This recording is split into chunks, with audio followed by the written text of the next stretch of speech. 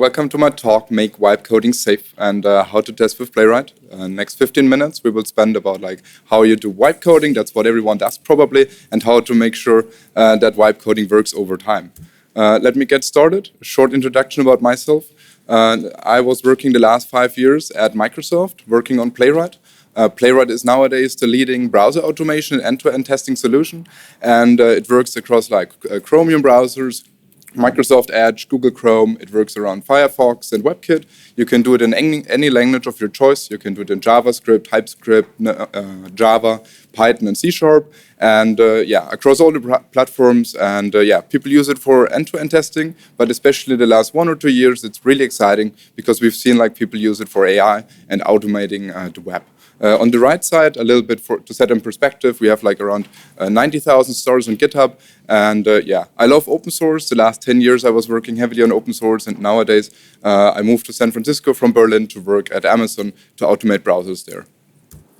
I started in the beginning, but everyone does vibe coding, right? You do it, but at some point you do it again. You start modifying a feature you did last week, but it breaks. And how to prevent that from happening? The clear answer is tests, right? But tests are really hard. Back in the days, you did it with Selenium. Nowadays, you do it with Playwright. But do you still write them by hand? Probably no. And today, I will show you how to do it really easily and make it reliable. So how do you do it? On the left side, you see what you can already do with your coding agents, right? The coding agents like Claude Code, Codings, and Cursor, they have all access to the code base, right? They can read the files, write the files across different projects and so on. They can run bash commands, really awesome to start web servers, to run the tests as well. And they can use the famous error loop to debug some issue and then do the famous loop when an error happens, do some modification, add console logs, and do this over and over again until the bug is fixed. They have access to Git, and that's what offers, that's what Codex and Claude Code offers out of the box. But what if you add a browser to the loop, right? What capabilities do you get then? You get access to the browser state, so the agent sees what actually got rendered. In case of React, you see all these React components which got rendered. In case of Next.js, you see what Next.js on the client side and on the server side rendered. And you see instant verification as well. Nowadays, you just start your vid, your Next.js with hot reload. You do a change, or your agent does a change, and it automatically reloads. The agent can immediately see it and verify, does the fix actually work? You can debug browser-only bugs, very specifics here, and really exciting as well, you get access to Playwright CLI and MCP to interact with your testing suite very efficiently. How did we get here, right? Pre-2024, we had all these normal browser automation tools. We had Selenium, we had Playwright, we had Puppeteer. Selenium has been around for 15 years. Puppeteer was released 2018, and then Playwright came around 2020. A little bit later, we released agents, computer use was announced, and MCP was announced by Anthropic, and there was a lot of chaos then, and everyone started shipping. There was Playwright MCP, there was OpenAI Operator, and test agents, but what tool should you use now when? Right? This is the main question which I would like to get an answer on everyone has at the end of this talk.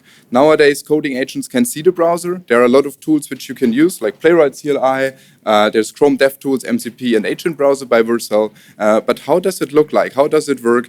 And we will see that in the demo in a bit. So let me show you a brief demo. So the demo is about how to write a test, right? On one hand, I want to show you a demo without MCP, without any fancy integration of your coding agent. And the agent then just infers the locator from, the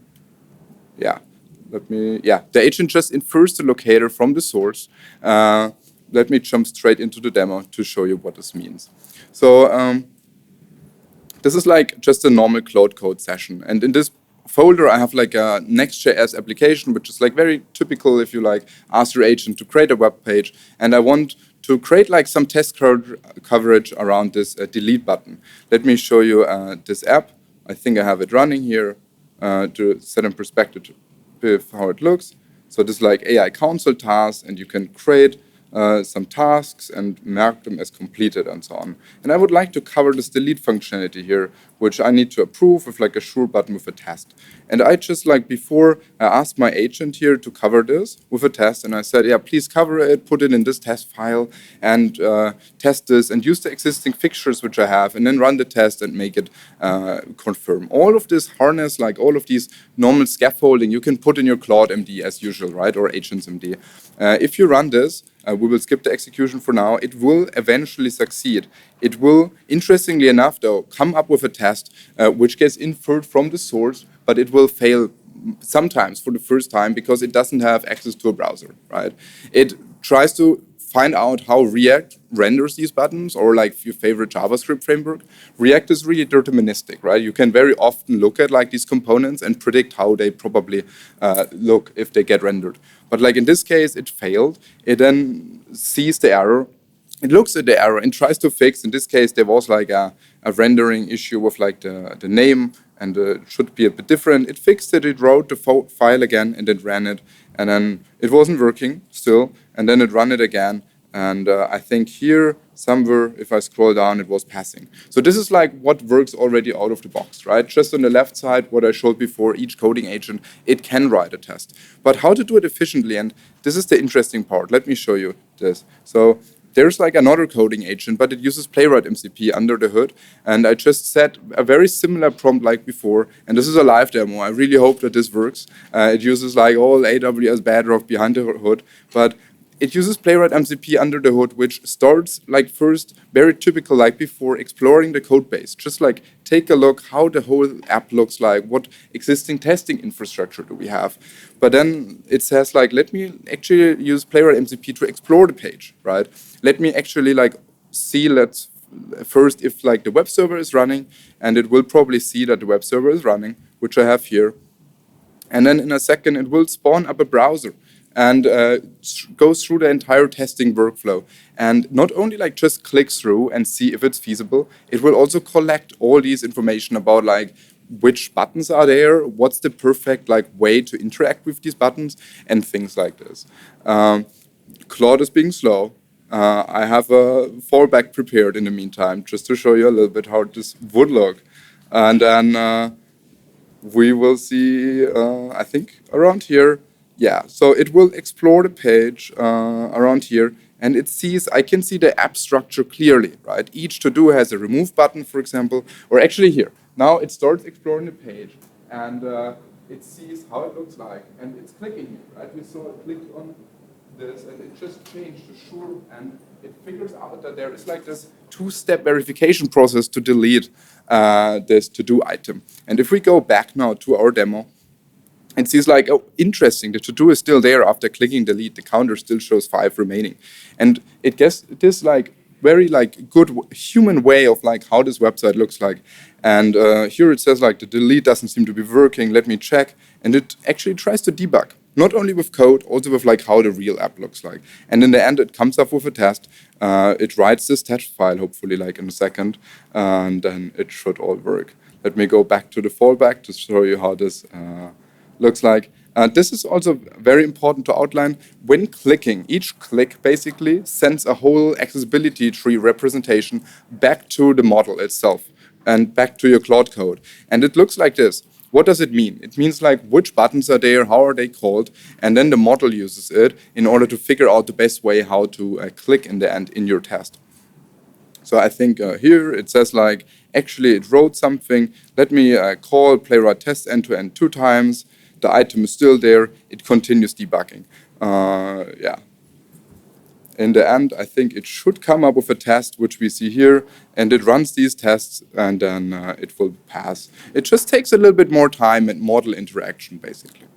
While this is still going, let me jump back to the slides.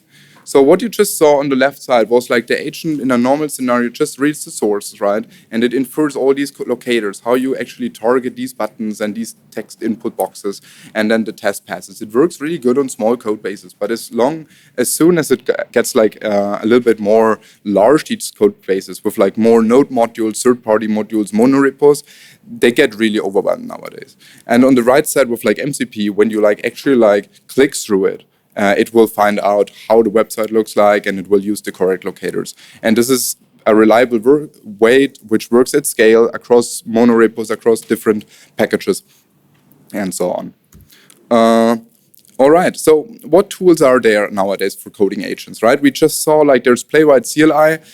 This is like basically the answer of like back in the days there was this debate MCP versus CLI. We will get to it in a second as well. There's normal Playwright MCP, which gives you like all these browser commands like go to this website, click, fill, reload, all of this. But then there's also this Playwright test MCP, what we just used, which is essentially like Playwright MCP with the test runner capabilities to run a test list. So this is what I recommend if you have Playwright. There's Agent Browser by Vercel. This was a Vercel's attempt to make like an AI native coding CLI harness browser integration basically, and then Google as well tried to answer as well with their Chrome DevTools MCP. So there are a lot of tools to solve like browser automation and coding. Just use whatever works for you. If you use Playwright, I recommend Playwright Test MCP. If you use tests. What I just hinted at, there was this big debate. A lot of people might remember MCP versus skills if you were following along back then. Like end of 2025, MCP was very inefficient and it was really token heavy. So that's why everyone then tried to convert to CLIs instead because it was more efficient. But then Anthropic came along and they fixed the spec, they fixed the coding harness, and nowadays MCP is actually more context efficient. So I wrote actually a small benchmark to compare it. And if you like look on the left side here, MCP in September 2025, there was like around 1.4 million context tokens which it consumed. And this was very inefficient, right? This was like when this YouTube video was announced. And that's why they converted all to skills basically. But nowadays, if you look at MCP, it only consumes around 500K. And that's much cheaper even compared to CLI. So key takeaway of this slide is basically this big debate about MCP versus skills doesn't really matter anymore. Just use whatever works for you the best. If you're fancy SaaS, like Sentry, for example, has an MCP or CLI, just use whatever works the best for you. All right, let me wrap this up. So keep the suite small, keep it green. One spec per critical journey, what I recommend for any like small wipe-coded app, do like a few instead of like a lot, because it's very hard to scale and keep them maintained. Run on every commit and Playwright traces on failure. This will give you the ability to debug them later on the way. And treat a flake as a bug, because like you don't want your CI pipeline to be read like once every 10 commits. Investigate into it, and for that, small shout out to my friend working on Flakiness.io, which is really nice to debug all these Playwright tests connected with your GitHub repository. Screenshot traces videos are like your reviewable artifacts and the output. And the agent doesn't own the test suite, you do. You commit it into your GitHub repository. So implementation is cheap, confidence isn't. I recommend to like write tests for your wipe-coded apps. And yeah, slides, demos, and benchmark code is all on my GitHub. And thanks for listening.